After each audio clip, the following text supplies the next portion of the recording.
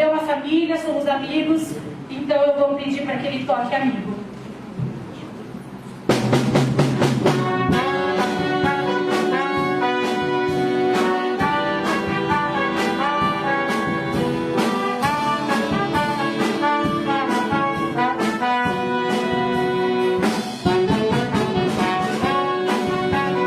Essa cerimônia, ela só é feita em razão de cada um dos senhores e das senhoras, dos doutores e das doutoras.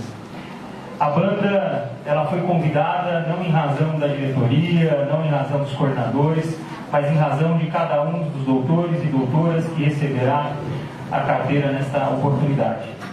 Quero dizer que nós temos a obrigação de falar para vocês, novos advogados, advogadas, estagiários e estagiárias, que a OAB é uma grande família. E nós precisamos apoiar uns aos outros para que a nossa instituição cresça.